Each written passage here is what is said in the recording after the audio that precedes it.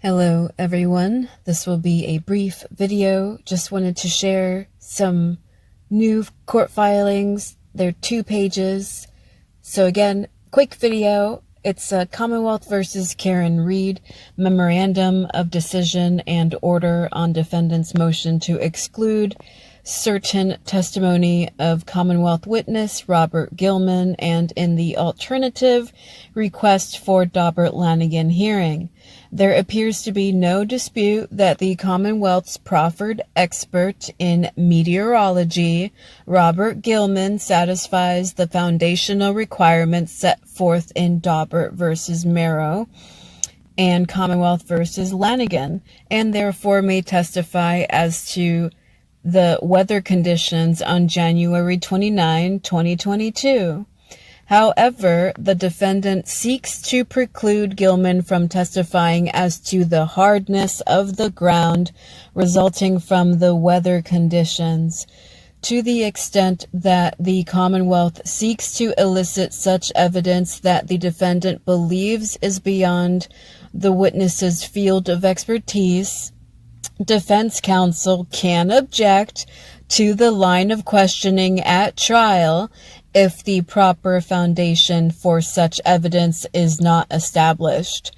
See Commonwealth versus Guinan. Accordingly, the defendant's motion is denied.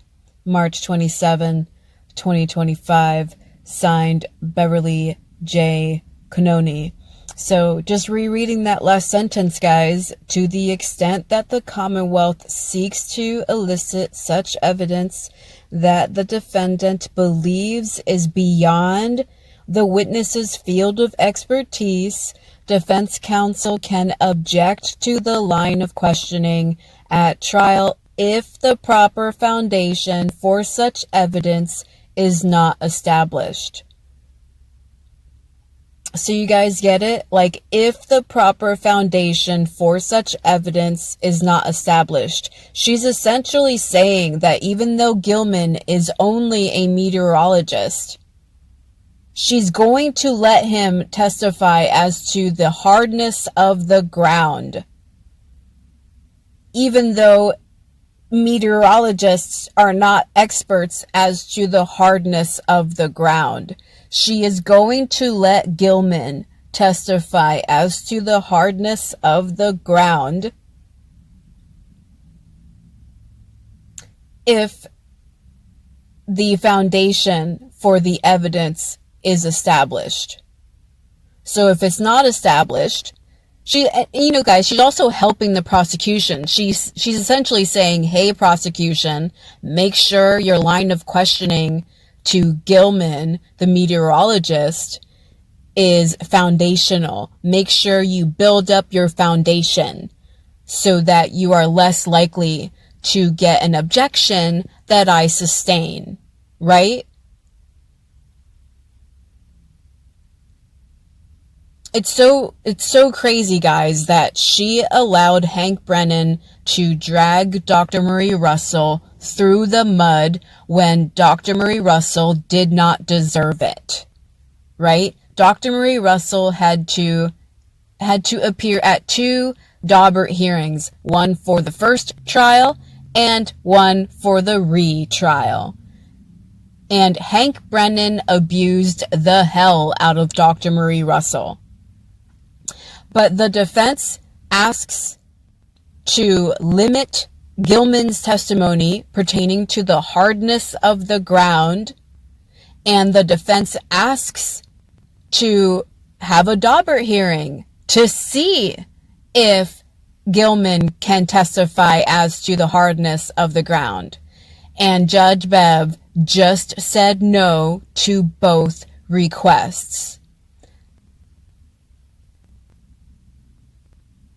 So a meteorologist in the Karen Reed trial on the prosecution side is going to be permitted to testify about the hardness of the ground. And we all know damn well that the prosecution is going to coach him. The prosecution is going to make sure that he answers the questions just so right? So that she doesn't have to sustain any of the defense's objections during Gilman's testimony.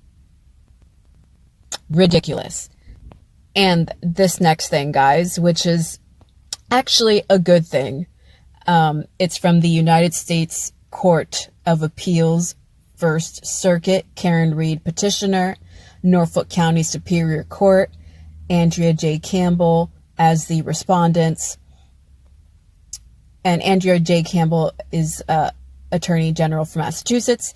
Order of court entered March 26, 2025, so just yesterday, pursuant to First Circuit Rule 27D.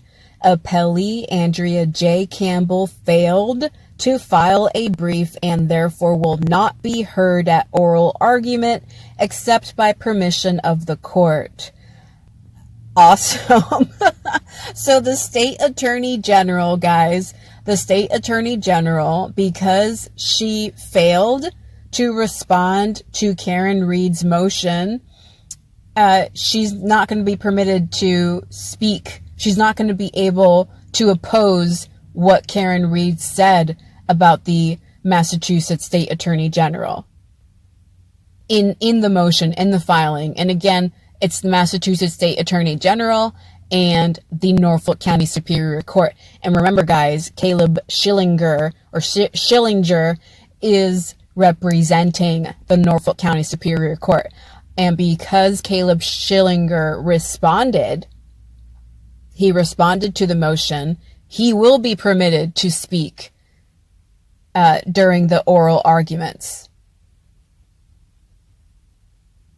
But because the state attorney general failed to respond, it's like a default decision now, unless the judge in the appellate level, unless the judge presiding during the oral arguments permits the state attorney general to make comment. And I did not make a part 2 for Caleb Schillinger's response to Karen Reed's motion to the appeal. But I fully intend to. But this came through, guys. Like the information is like lightning speed. It's like the information coming through for this case is coming in quicker than I can keep up with. So anyway, I think it's good news. It's like considering that Karen Reed is the petitioner in this case, and the respondents are the state attorney general and the Norfolk County Superior Court, she's got one down. The state attorney general cannot respond unless they provide a strong enough argument to the judge to be permitted to respond. You see, they missed their window. And if you guys don't know, that's in every single case. When someone files a case against you, whether it's civil or criminal or family law, whenever someone files something against you, a complaint or a petition against you, and if you do not respond to the petition in time, the petition, whatever that person is asking for, it could go in their favor because you did not respond. It's called a default judgment. So far, again, unless the Massachusetts State Attorney General speaks up at some point, currently, as of March 27, 2025, Karen Reed has a default judgment, almost, just about, against the Massachusetts State Attorney General because they failed to respond. And in my last video, guys, I said they don't give a damn. And it's so evident now that they don't give a damn. They didn't even respond. Like, holy hell, they did not even respond, risking having a default judgment against them. The Massachusetts State Attorney General could have a default judgment against her. Crazy to think about. But anyway, guys, it's good news. And the people who received this judgment, this order, are Thomas E. Boshian, Alan J. Jackson, Michael Francis Pabian, Caleb J. Schillinger, Martin G. Weinberg, and David Ronald Yannetti. So anyway, guys, it's a good thing. It may not mean much, it may, like, if the state attorney general has sway, she could still speak. Her attorneys, if she's being represented by attorneys, her attorneys could still speak during oral arguments at the district court. It's not a for sure thing. I'm just saying for now, it's not a good thing for the state attorney general to just not respond to a petition, and risk having a default judgment against them.